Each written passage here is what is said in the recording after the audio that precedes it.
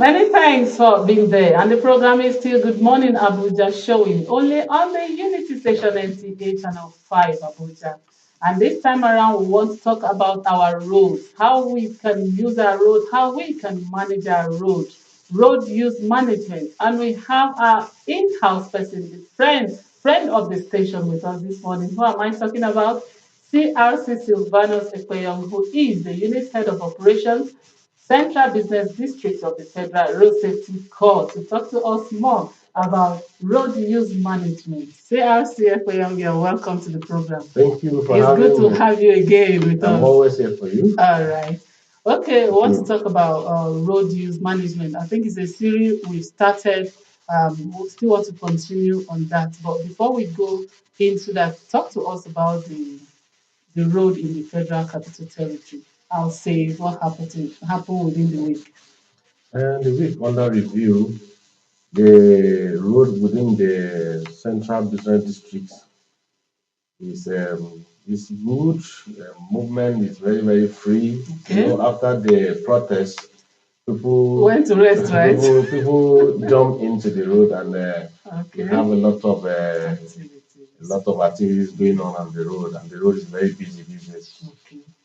But there is, in terms of traffic crashes, it's very minimal. Okay, all right. Thank you so much for that. I want to applaud you and your men for the effortless work you're doing on our road. We say thank you so much. Thank you. That's what we are paid for. All right, thank you. Okay, now let's start.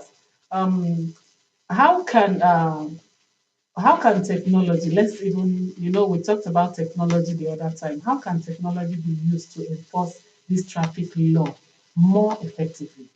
When we talk about technology Mm, and enforcement of traffic rules and regulations, yes, like last time we talked about the body worn cameras yes. being used by our men when we apprehend traffic offenders, especially those ones that are made use of phone while driving, carrying overload, and beating of traffic lights. And we will try to tell you at the north where is evidence, what can you show, what can you do.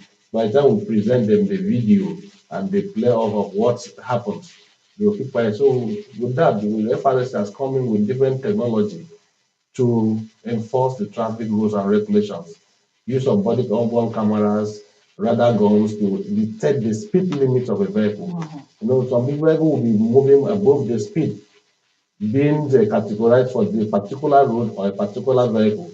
And with the use of a speed radar gun, we detect the speed, and once we apprehend you, we find you for going above the recommended speeds. Okay. So the technology is making very use of it. Okay. And we have an ambulance, we have an airborne ambulance, and we go in with enough oxygen with the ambulance before you take a victim from a place of crash to a nearby hospital. We solicitate you with the ambulance, with the oxygen before we get to the hospital. Okay. So which are the technology FRS have put in place. Wow, this is very great. And even the use of alcoholizer. Okay, because I was going to ask what other measures can be taken we to use improve. alcoholizer when you test you are having a drunk driving. Use alcoholizer to test the drivers are being drunk. And the alcoholizer will tell us the level of alcohol in your system. Okay, that's a very great one you're doing. Talk to us about the common challenges in implementing these road safety programs that you're talking about. Yes, we have different challenges. Okay. The attitude of motorists, the attitude of people. Attitude is number one. Inadequate infrastructure is also a problem. Okay. And you get to the place that even the weather conditions is also a problem. Environmental factors, especially when we have a heavy rainy seasons, and we have a flooding. Those are the things that even flooding and inadequate drainage system also affect the road infrastructure. And this causes a challenge when we do our work. And also the attitude of people. People don't be aware of certain rules, certain use of the road. Okay, this particular road, you are not supposed to be used by a particular certain vehicle, and maybe a certain vehicle are not supposed to go with a particular speed on a particular road, and you see them going with that speed, and you see most of them between traffic light. Attitudinal change. When we have attitudinal change and know what we are doing, it will help us. That is why we often preach about value. If you have value for yourself, you also have value for your family, you also have value for your society. And when you have value for all of these things, you don't need to be chased after before you take good care of them. Okay, let's talk about the role that public private play in this road use management. See, when you talk about the public-private, is a kind of coordination. You can't do alone. Yes. The government cannot do alone. We have to come in with the private sector to assist. Like yesterday, we had it was a crash that happened along Constitutional Avenue Okay. towards the National Mosque, and it brought down the road barrier that could have caused more crashes on that road.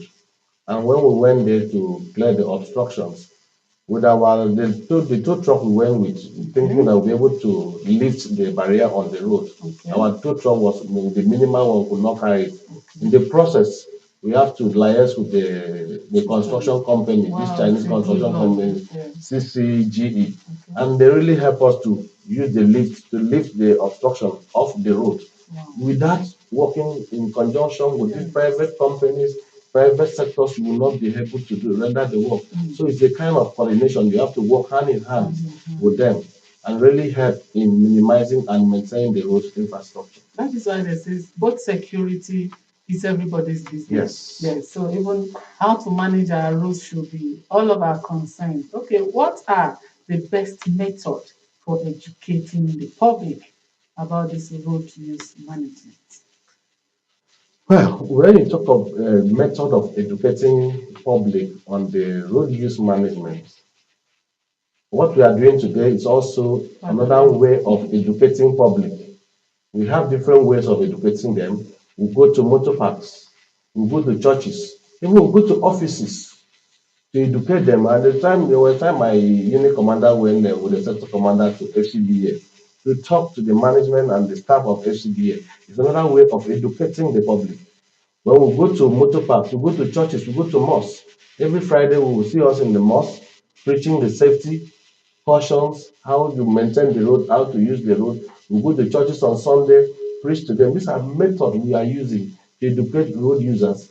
And when we go to motor parks, because we know most of people don't, if you are not private, you don't go to motor parks. So we go to offices, we go to church, we go to mosque, we come to media, we come to media here also to educate other people on the good proper use of the road. Wow, that's a very good one. Okay, there's this question I really want us to talk about. That is, how can cities encourage the use of alternative road safety to all users? You know, when we talk about this peak time and the traffic, there are other alternative roads that one can use. But most people they feel this is the way we know, and before you know, the road will be filled up with cars, vehicles. This is what causes a lot of the congestion we have Yes. in our road. And when we have alternative routes for people to move, it will reduce the congestion on the road. And we advise motoring public. When you notice a particular road is not safe or is very congested, why don't you use a nearby route that can lead you to safe journey to your different location? And we also discourage people selling along the road because they also help the roadside activities, also help in traffic congestion. So where we can minimize those road activities, market on the roads, hawking on the road, selling things along the road. Do we have any rules for them, these roadside activities? Do we have any rules When it to comes help reduce when it their comes to activities? FRSC, our own is to make sure we advise them to leave the road. It's a duty of environmental to put them off the road. Our own is to make sure that we advise them, you don't walk or don't sell on the road, you don't be on that place, move out. But when it comes to enforcing the laws, it has to do with environmental. Okay. All right. Okay. The rain is very much around, so we still want you to talk to us about driving during rainy season. And that's why we said one of the factors that is affecting the implementation of road use management is raining.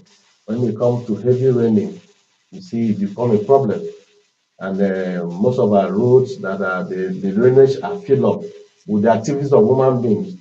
With all this Mebola, you see them carrying dates and drop in the drainage, and those will block the road.